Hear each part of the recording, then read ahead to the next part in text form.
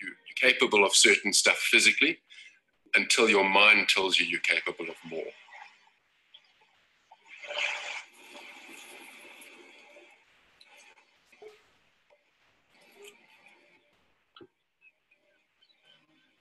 There's nothing special about me. I wasn't destined to do great things in sport. It was never my dream growing up. I've kind of fallen into it.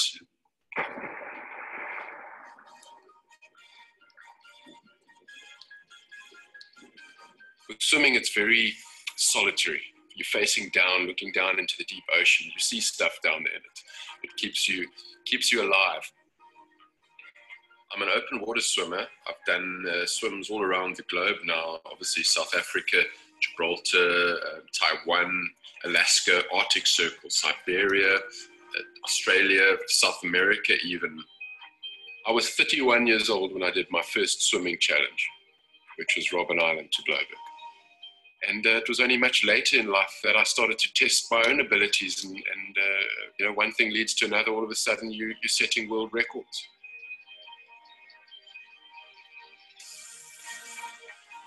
What I've also learned through this process is how important team members are, and how important it is to be able to rely on others to help you.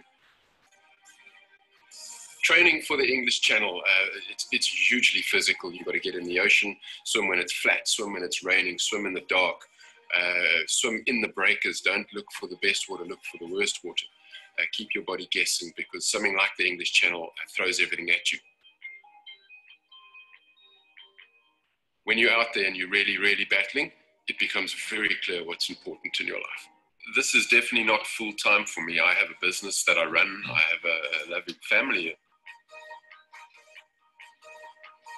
The challenges that I do around the world impact my life hugely, because if I can achieve the impossible in the water and in temperatures that are not meant to be possible to swim in, I can achieve great things in all aspects of my life.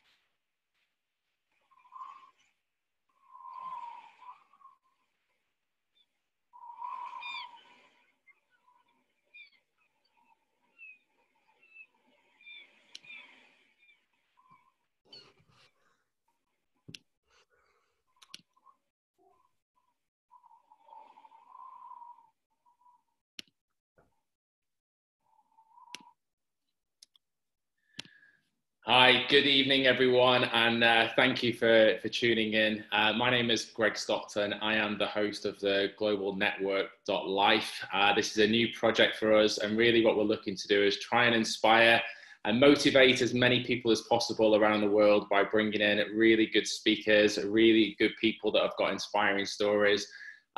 Today I'm obviously super delighted and excited to invite Ryan Stramrood to the show. I've known Ryan for a couple of years. I've seen him speak down in South Africa. I was absolutely blown away by his story then, and I'm sure I'm going to be blown away by it this evening as well. So Ryan, welcome, and thanks for joining. Oh, thank you so much, Greg, and thanks for playing that video to start. Not a problem at all, not a problem at all. I'm just going to find out why Hermanus is trying to share his screen. Obviously new to Zoom, so let's, there we go.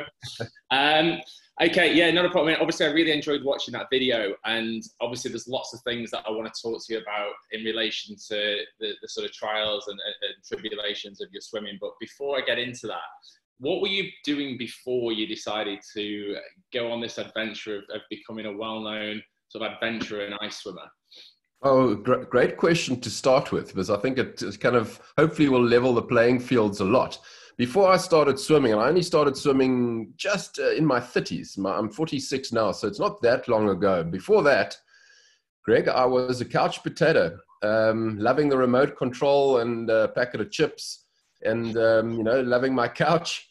And yeah, I was running an advertising business, so doing really well and growing my little business on the side. But from a sport aspect, didn't even feature in my life or on my radar at all. So, you know, I wasn't a dad yet. I wasn't even married yet. So, you know, it was just me and the couch and my work. That was it. Okay, that's awesome. And I guess you said in that in that VT that you just kind of fell into this. How does one just fall into this? It's quite an odd thing just to fall into, right? It's a very weird thing to fall into. So my story, see, we've got a little bit of time. Kind of self-conscious about doing so. And I took a client away, a guy called Grant Fraser, a couple of years ago already. And while I was away on the weekend, on this client weekend, he said to me, Ryan, why don't you join my little swimming squad back in Cape Town? And I thought, okay, I will. And I managed 20 lengths in the first swimming squad at Wet Pups in Cape Town. And I nearly vomited because I was so unfit. And swimming always feels great for the first 4 lengths or so. And you really push it. And then all of a sudden you realize you're in deep, deep trouble because you always go way too fast. And I tell that little story because that simple move of me essentially getting off the couch and going to and trying a training squad was a change in my life, which was a very small change at the time, which has led to a massive, massive shift in who I am today and where I am today. So I'm very glad I did get off the couch. So again, to answer your question, that was the start of a journey. I don't think anyone has ever woken up and said, right, I want to become an ice swimmer or an extreme adventure swimmer. It's always a journey. And the journey that I've been on is where so many amazing stories lie. And I think what people enjoy the most, what the feedback that I get is that I live such an ordinary life. And I am 100% ordinary. I have no clever abilities to kind of self-heat my internal core and survive certain circumstances that I share with you guys better than anybody else. It's purely a journey, a preparation thing, and a mindset thing. And that's where the adventure really lies, and the messages too. Okay, so obviously you mentioned ice swimming. I'm sure you didn't just go, straight from the pool, straight to the ice. What was the kind of first thing that you went, right, I need to kind of push myself? What was the first testing swimming that you did?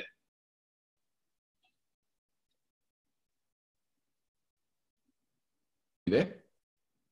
Yeah, I think we just lost you there for a second, right? Yeah. So what was the first sort of testing swim that you did where you thought, okay, I'm going to push the boundaries out a little bit now, and I'm going to test myself? What was the first one? Do you still remember it? I do indeed. Yeah, it was very short. I entered a 1 mile swim in Cape Town and just tried it. It was called the Fishhook Mile. And we just had to swim from one side of the beach 1 mile down. And, the bug kind of bit there. But you mentioned the ice swimming and, how does someone go from swimming to ice swimming? Because that's a very unusual jump. And for me, obviously living in Cape Town, if anyone's had a swim in most of the waters in and around Cape Town, you'd know that they're very cold. They range from about 8 degrees Celsius to sort of a top end of 18 degrees Celsius. And that's enough to give you quite a bite. And what I started to notice from swimming in those oceans, short distances and slightly longer, was just how impactful the element of cold is. No one likes the cold. Anyone who says they love the cold, I don't believe that. It's horrible. And as humans, we've evolved so well to avoid the cold, but we have not evolved well to handle it. So everything in our defenses just wants to get you out. And when I started doing these cold swims, and the biggest one I did, the first really big swim I did was to try and swim from Robben Island in Cape Town to the mainland, which is a 7.5 kilometer swim, very cold water. And for those who don't know, we don't know wetsuits, and you got no padding or grease or anything. It's just a Speedo type costume and a cap and your goggles. And I started to notice the impact that the cold had on me and how it made me so negative. I stopped on every single cold swim. I stopped looking for reasons why I should stay in and why I can finish, and started looking for reasons why I can get out into that support boat that's always alongside you. I realized after doing this many times that is just a stock standard, very, very powerful defense mechanism of the human mind. So through my swims, as I did more and more and started to tour the world a little bit and do some bigger and better and first time pioneering swims that sometimes I shouldn't have survived, I started to realize that this wonderful gateway to greatness that we all have up here is actually designed to hold us back. It's designed to keep you safe. It's designed to keep you inside your comfort zone. It's not designed to make you adventurous and get out there and try stuff where you do not know the outcome of. And you know, when you in the element of cold, that is all kind of on steroids. It's accentuated because everything happens a lot quicker. You die quickly in the cold, and therefore your defense mechanisms need to work. That this is exactly what's happening, not just when I'm in the water, but it happens when I'm outside the water in business, in life. When you don't know the outcome of something, your mind, even in the back of your head, you might not be in the front, you don't even know you're doing it. You're creating excuses to not try it because you don't know the outcome. And that's when I became fascinated with this idea of the comfort zone. And you know, a lot of us are so bored of hearing about the comfort zone and get outside your comfort zone. But if we have time later, I'll talk a little bit more about the comfort zone and why it's actually quite fascinating. Yeah, I mean, obviously, I've lived in Cape Town I lived in Cape Town for 5 years myself. Obviously, that's where you and I met. And I know that water is bloody freezing, which is why I stayed out of it most of the time, despite my daughter's best efforts to get me in it. But there are other elements that you've got to consider when swimming in the South African waters. I mean, sharks being one of them. Have you ever come close to like seeing sharks whilst you're swimming? Like, what is the body's reaction to that? Yeah, Greg, that's a question as a swimmer we get a lot. And what I like to say is, you know, when I'm talking about the element of cold and how it makes you negative and how that defense mechanism starts to almost force you to look for excuses, I always say that cold water swimmers sometimes pray for a shark to come past. Because if a shark comes past, the guys in the support boat will see you and they'll pull you out the water very quickly. And then it wasn't you who failed. It was, you know, a shark came past. So sometimes we pray for it. But here's a point, Greg. I've done more swims than the vast majority of people in the world will ever do in an entire lifetime. And I have my first shark once in the bay last year. I've done 108 Robben Island crossings, and I have not seen one single shark. They are there, and they have seen me. That I can assure you. But you know, from spending a lot of time in the ocean and from understanding sharks and taking the initiative to learn about them, I'm not afraid of sharks. I'm not a cowboy. Yes, they're always in the back of your head. You do get very nervous. But you need to make a decision. Are you going to get eaten, or are the odds in your favor? And I'm definitely on that side of the fence. A brave man. Look, obviously, Robben Island it's by no means a short swim. But we spoke last night for about 15 minutes, and we were talking about your crossing of the English Channel. Yeah. Which I guess is going to involve a lot of mental preparation. I mean, that took you how long in total?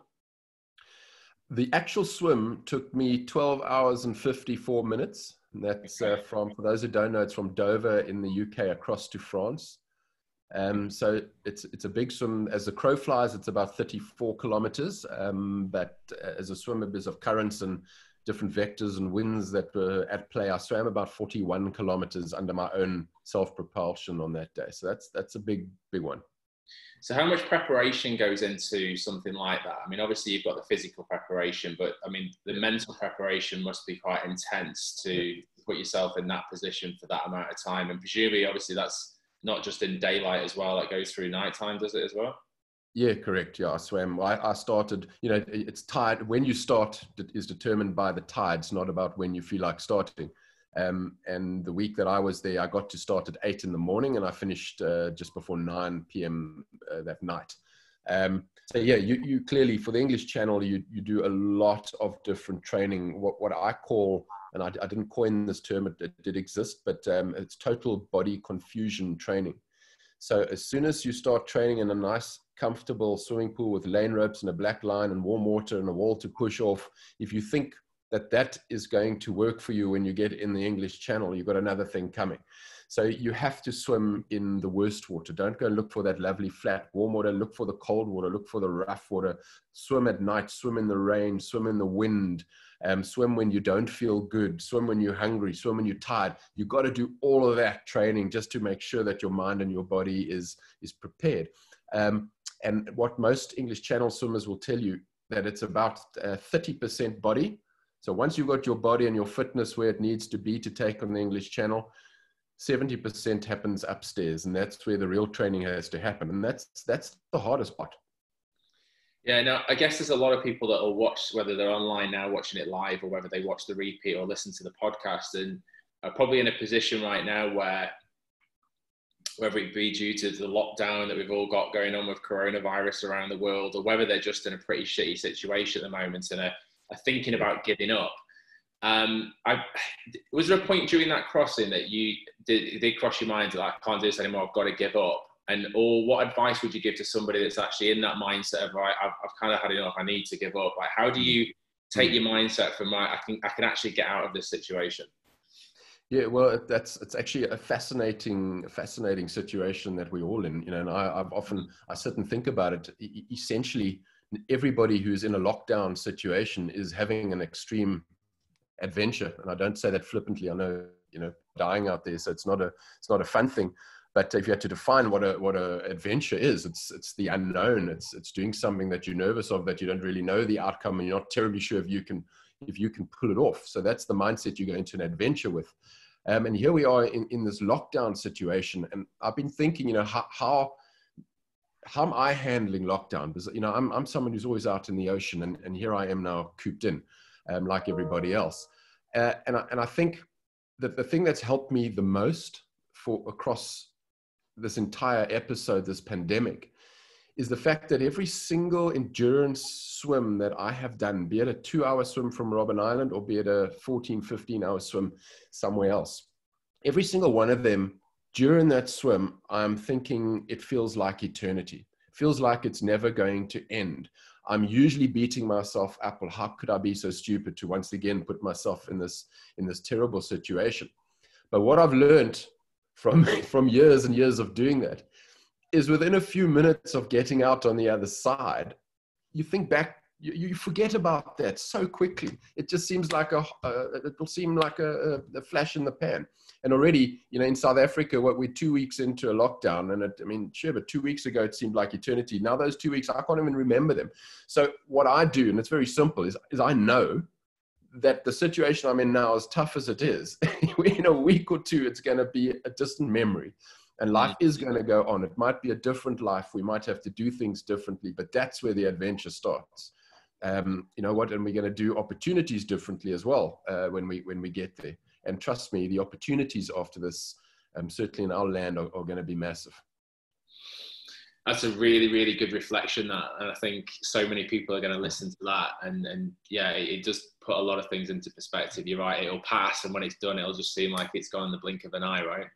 Very true. Yeah, well, that's what I believe, and again, Greg, and for everyone listening, I'm not belittling it and saying it's nothing. It's massive, and it's quite.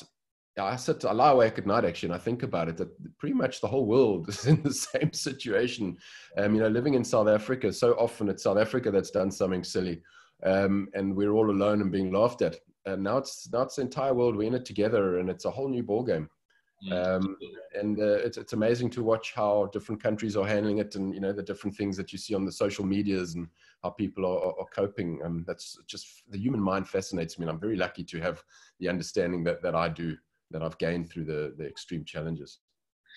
Yeah, I think people at the moment are doing amazing things with their time as well, and they're learning new things and finding new skills and new opportunities. So a lot of good will come from this, for sure. Getting back to your adventures then, because I don't want to harp on about coronavirus too much, because I'm sure this is supposed to be a break from that.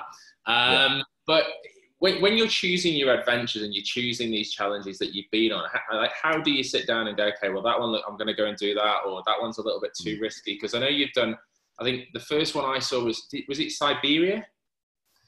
It wasn't my first adventure, but that's you probably remember that, because I mentioned that in one of my keynotes that I give. Yeah. People always have a good laugh at me, and that's a great. I include that example because that was a great. If someone had told me the details of what was going to happen in Siberia, I would never have gone. That I can say straight out. But there I was with some mates. walking into minus 33 degrees Celsius after committing to do a swim there, you know, and not doing enough homework.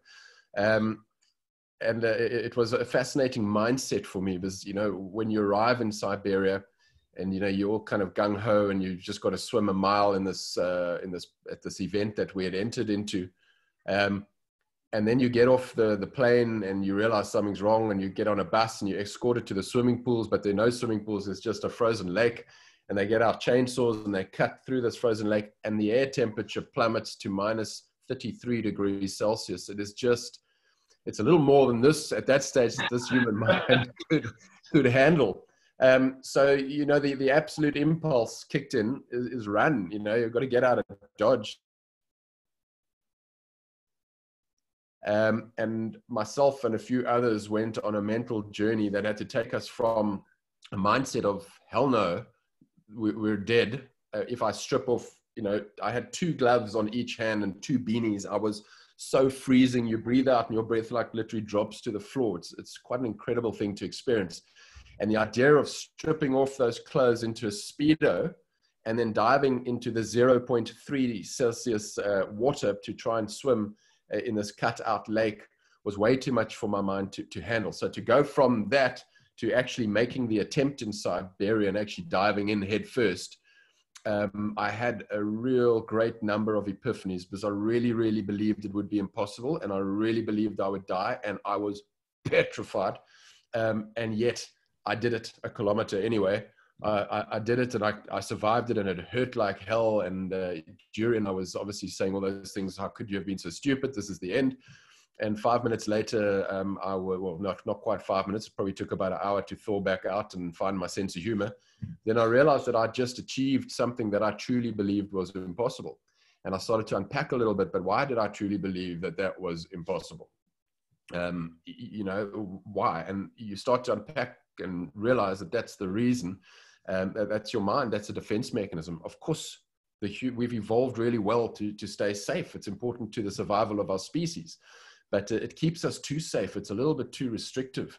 And there's a line. Your mind tells you impossible is here, but impossible is never here. Impossible is somewhere there. And the magic happens right here in the middle. And you've got to be careful and don't be a cowboy about it. But it's only when you cross that impossible line that your mind has told you about that you start to realize what's on the other side.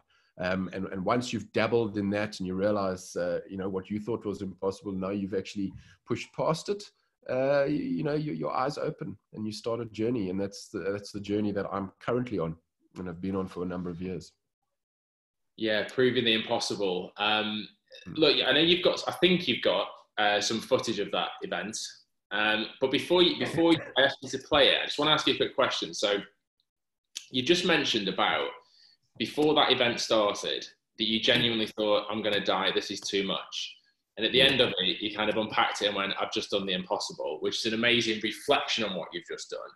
But when you're standing there and you genuinely, if that's what you believed, I think I'm going to die by doing this, what is it that pushes you into the water? Is it you just got a dying belief to prove something to yourself, to others, the fact that you're just there and you want to save face? Like, what is it that kind of pushes you that extra, like, to go, right, screw what I'm thinking, I'm going to do it anyway?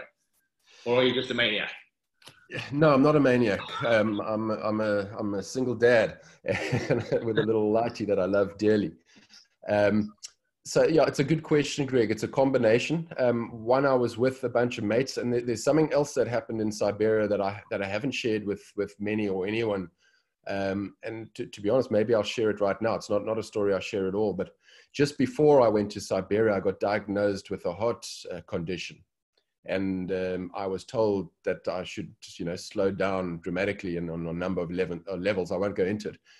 And before we had to swim in Siberia, when that was myself and 2 others, and all we could talk about was to try to find our exit plan without losing too much face.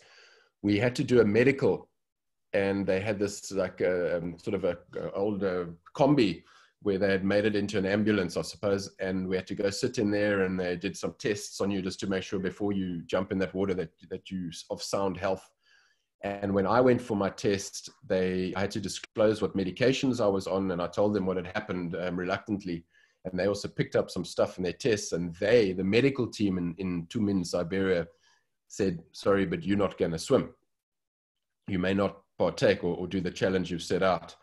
And that triggered the absolute switch in me. It went from how do I get out of Dodge to don't tell me that I'm not going to do this. And boom, it was a complete mindset change. I then had to convince my mates as well, who were very pleased that I'd given them an excuse to all go, because where we go one, we go all, and we're all going to go home now because Ryan's not well. I totally disappointed them because I became determined to swim. And I'm not speaking for them, but that was a turning point for me. And I really wanted to do it. And, there were other people in this event doing it and surviving that water and staying in longer than I thought they would ever. So I started to see people doing amazing things, and it helped me bring a little bit of belief in myself. And I was still very, very nervous and went and did it. So the little clip that I was going to show you is just 30 seconds long. And it's quite funny because I had it was, I can't remember, I think like 2012 or somewhere around there. So the iPhones were just starting out. So just holding my little iPhone. If you held the iPhone for like more than a minute, it would freeze over. So you could only take short clips at the time. So let me see if I can play just a funny little clip. Let me see if I can just do this share screen thing that you taught me how to do. There, can you see that? Are we on my screen, Greg? Yeah, we are, yeah.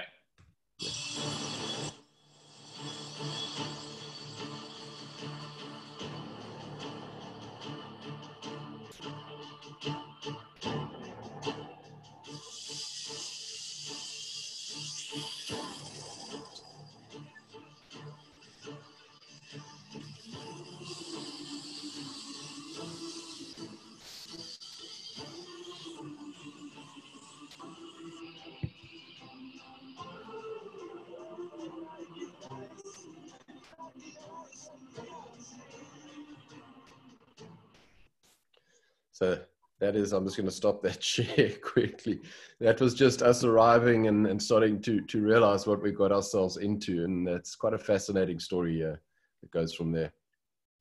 Yeah, that's, I mean, look, first of all, thank you for sharing what you haven't shared before about the medical condition. I didn't know that, so I appreciate you sharing that it's with us. It's not like we live to the world here, it's... No. But I also remember that it's not the first time, not the last time that you were told not to do something by medics, but went ahead and did it anyway. I remember you telling us about, I don't know if it was the last event that you had, but you went to the Arctic. Antarctica, yeah. Antarctica.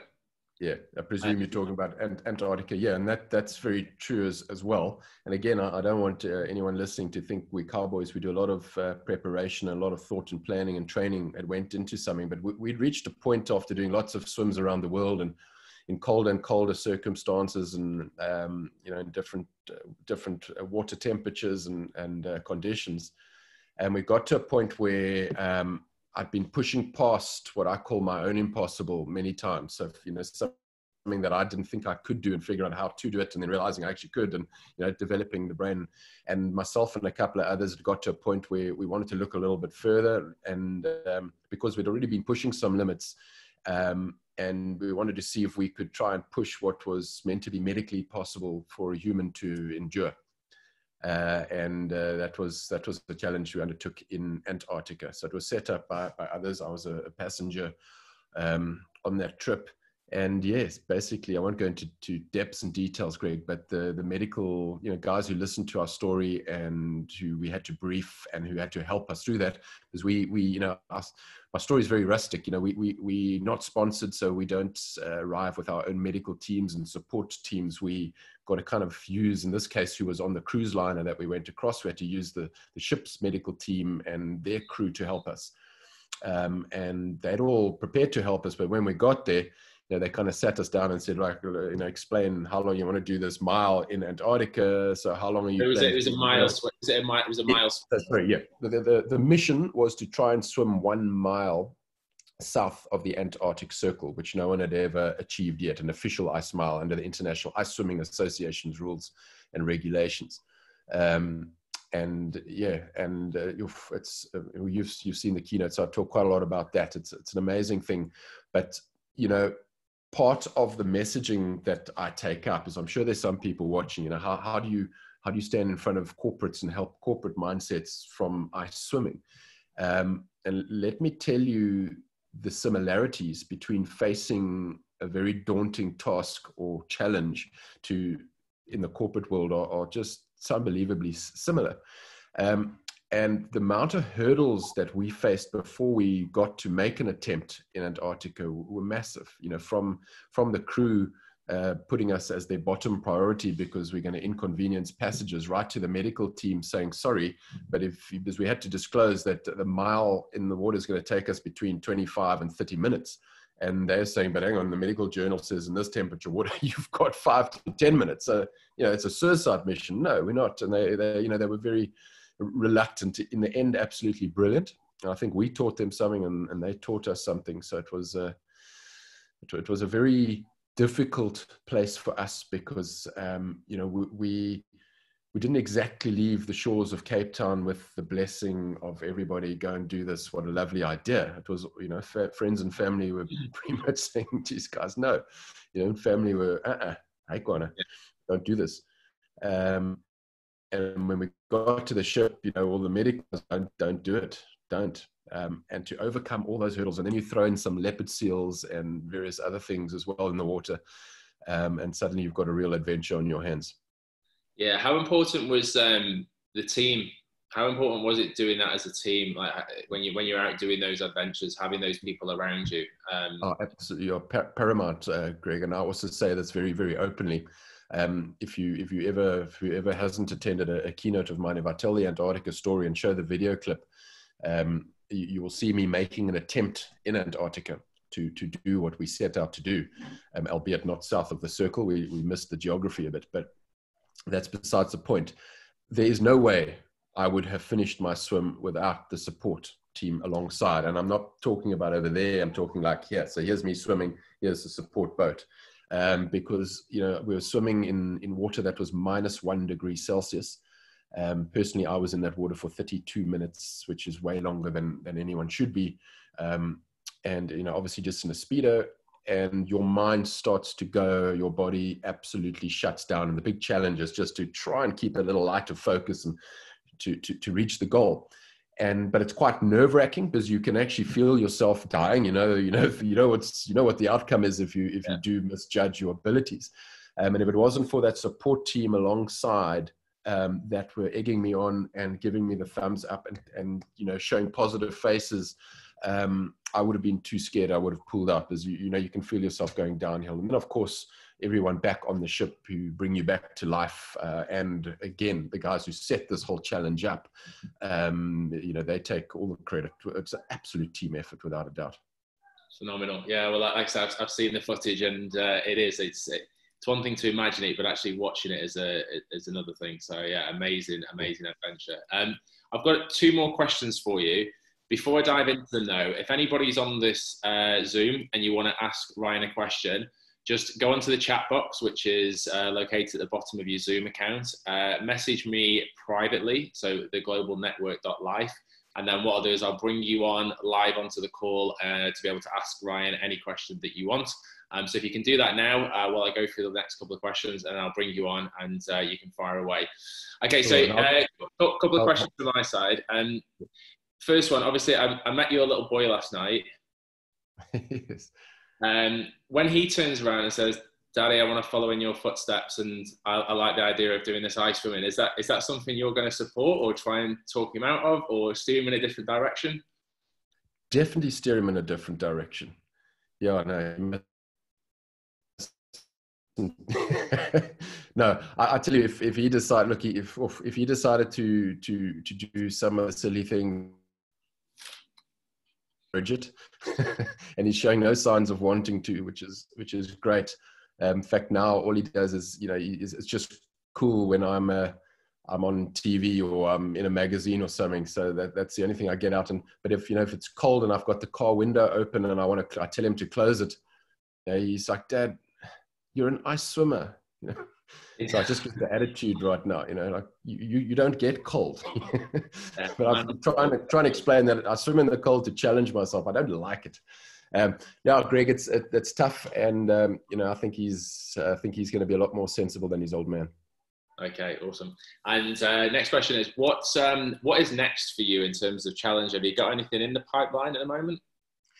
I had two awesome things in the pipeline, but like for many, COVID-19 and lockdown has totally hampered that. I was actually nearing the final stages of training for something completely different, not a cold swim, actually a row, if you can believe that. And I wish I could tell you all about it, but there was still some confidentialities. It was a world first attempt, and I've never rowed anything in my life. I've never sat in a rowing boat. So when I got called my name was put forward by an absolute legendary swimmer called Cameron Bellamy and rower. He put my forward to compete and form part of a team with some professional rowers to try and row between two continents in the Arctic. It's a really crazy idea. And my initial thought is, no, I'm not a rower. I'm a swimmer. And then I started to realize, that's exactly what I'm preaching to people, because that would take me completely out of my comfort zone of swimming, and I'd have to learn a whole new discipline. So I sat there one night and I just thought, you know what, Ryan, phone them back and say, yes, you're in. So I said I'm in, and then they put me through a whole bunch of paces, and I had to get on that ergo thing in the gym and start learning how to row, and nearly killed myself. Oh, it's hard. But anyway, sorry, long-winded answer to your question. That was my next challenge in June. Okay. And that I'm afraid I've had to pull out of, because I cannot conceivably train properly for that, and it'll be a suicide mission again. It's been shifted anyway, not necessarily cancelled. Fingers crossed we get out of it quickly, and then you can get back to your adventures, hey? For sure. Okay, so I want to just invite a couple of people on there. So first of all, I've got Leanne Foy on the Zoom. So if Leanne can just unmute herself, maybe pop a video on and say hello and ask a question. Leanne, you're welcome to join in.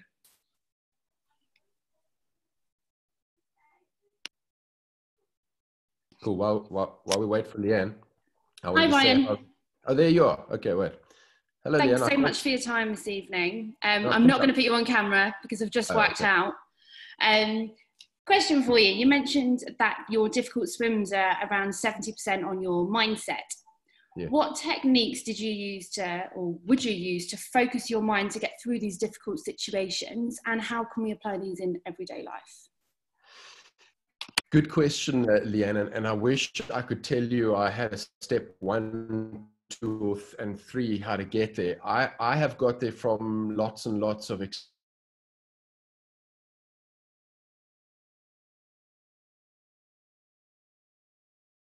now, because now I'm a little more learnt and I know what's coming. It's just it's a zone, and I'm talking about immediately before. I'm not talking about long before. So I'm going to do, I need to understand, is it freshwater or saltwater? Are there currents? Is it likely to be windy? And make sure I've trained in those circumstances as close as possible, and that I'm completely physically fit to do way more than what my challenge is. That's the first thing. So you can almost, that stress just disappears, and now you think, right, Ryan, I know when I hit that water, if it's an extreme cold swim, I know what is going to happen in my brain. I know my mind, which is an unbelievably powerful tool, is going to do everything it can to get me out. And I know that I'm going to get negative. And I know that I'm going to look for excuses on why I can end this or cancel this or fail this without all the blame falling on me. It's like there's a shark, there's a leopard seal, I bumped into an iceberg, whatever the case may be. So the technique I use now is to pre-think all of those. And the one thing, in fact, in my English channel, not that that's extreme cold at all, but the English channel, my technique was to stay positive, because cold makes you negative. I want to stay positive. So it was a huge, people say, don't you get bored for 13 hours swimming the English channel? No, not at all. Because there are a million times when you start diving into negativity and you're uncomfortable and cold and tired.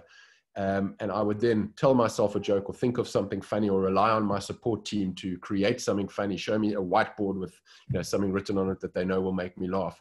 So it sounds like a funny technique, but one of the techniques is to stay positive and to stay cheerful for me. So they're two different genres. That's the English Channel, very long swim. And then you get the like intense stuff when you're trying an ice mile in water that you've got to get out of as quickly as possible. And that for me is just a focus. The thing you really need to focus on there is that impact with the water and all those millions of instincts that are going to hit you, that hyperventilation and that spinning of your head, and the blood starts rushing from your extremities to protect your center core and keep you alive. All of that starts happening, and I just spend a bit of time visualizing that feeling and reminding myself that it's that's a defense mechanism. It's not necessarily death immediately. I've got time. There's a margin. And by the way, for anyone listening, I'm never the inspirational speaker who says anything is possible. There is a limit in the cold. One day, if you go too far and too long, it will kill you. But what's hugely important is where the mind tells you the end point is nowhere close to the end point. It's a long way away. And the magic, as I said earlier, happens in the middle. So I focus on that. Does that answer it at all? Yeah. For me, Ryan, that definitely answers the question. And I think a lot of people, especially like people in management, directors of businesses, corporates, will often tell people not to try and get into a negative headspace. But actually, what you just said, it makes it seem a little bit more possible to think, okay, what are the negatives come in? Yeah. And when they do, don't be surprised by them. They're probably going to happen. Those are the hurdles that I'm going to have to face. And as long as you understand that they're going to come, they're not going to be such a surprise and probably drag you down as deep, right?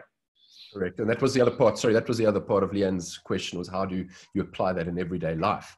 And that's, you need to figure it out. But what I will say, Leanne, and everyone interested, is that it is 100% relevant in everyday life, especially in corporate life. I work a lot with the corporates. I stand on a million stages. I help people. And even though I'm not equipped to tell them how to do their jobs better, the mindset challenges that I see every single corporate, especially guys in the sales environments and the financial environments, I see them grappling with hurdles that I quite comfortably equate to ice water and icebergs and Siberias and Antarcticas.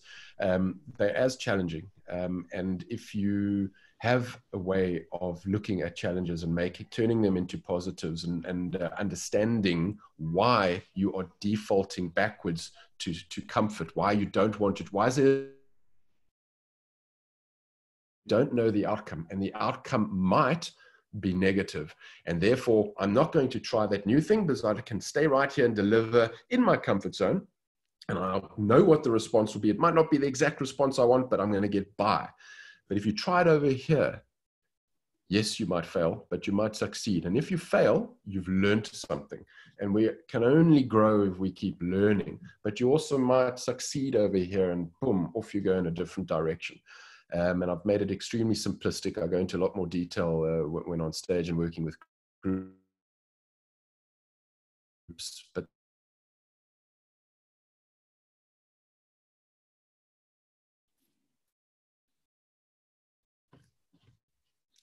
okay, you cut out a little bit there, Ryan. I'm going to blame South African telecommunications for that last cutout. But there's two more questions I'm probably going to get through, and then we're probably going to head off. So I want to invite Carla, who's got a pretty cool question to ask you. So Carla, if you can unmute yourself and get yourself on the video, that'd be good. Well, I can be on the video because I haven't worked out other than picking up my gin and tonic tonight. So fair play for getting in. I get scared as soon as I put my toe in the ocean with sharks. So quite impressive, to be honest. But my question is, you inspire so many people through your motivational speaking, but who inspires you? Wow, lovely question. There are a lot of people who inspire me, and they're not always adventurers, or although I'm inspired by a lot of people. I can tell you someone who has taught me a lot. So firstly, a good friend of mine, Lewis Pugh, a great swimmer as well. I don't know if you guys know him. He's a pioneer in the cold, and I've watched him in my early days. I used to swim with him and learned a lot about what to do and how to prepare. So he's a definite inspiration to me. And then there's who pay things forward. A gentleman and a good friend of mine, Cobus Klein, who he saw me a talk a number of years ago, and he's top of his game in the financial game. And I've just watched how he does things, and his passion for his for what he does, for his profession, and it's just helped me to be more passionate about my own. So I draw a lot of little things from a lot of people. Does that answer? Yeah, perfect. Thank you. Such a pleasure. Yeah, it's a great question there, Carla. And finally, Ryan, Mervyn had a question: is how are you going with your book? Sure, but I hope that wasn't a setup. Yes, you know what? Of course, you know, I have a manager who's wonderful, and I'm a big ball and chain, and I have a lot of people pushing me for a book. And I've got a really cool book inside here, but I don't believe I'm at the end of it. And here comes lockdown. And of course, managers like, well, there you go. You've now got, 34 days to write your book. So how am I going with it? Let's just say it has started. But the journey shall continue. And but yes, a book is happening. There you go. I said it. Well, look, we all look forward to the release of it, and hopefully you can get us a few signed copies over to Dubai as well when you finished it. That would be amazing. For sure. Ryan, I just want to take personal time just to say thank you so much for taking time out of your own evening. I know you're down at the Breda River with the family. So yeah, your time is really important and valuable, and I appreciate you coming on the Zoom Hangout with us all, giving us some inspiration during this difficult time, mate, as well. Yeah. Well, you know, thanks to everybody who joined, and just a shout out to Yolandi in New Zealand who saw me do a talk when she was at Flight Centre in Cape Town. Crazy crew that I spoke to that day, and I see she's online. So how's it, Yolandi? And thanks for your support. And Greg, thank you, bud. That's what you're doing here to help inspire and uplift people, and is fantastic. So I'm only too happy to give my time. I hope you enjoyed the chat at least. Mate, thoroughly enjoyed catching up with you. And obviously, after this is finished, it'll be made available on the YouTube channel, the website, and all of the podcast channels as well. So, Ryan, again, thanks for joining us. Have a fantastic evening. To everybody out there, stay safe and enjoy the rest of your week. Cheers, guys. Thanks so much. Bye.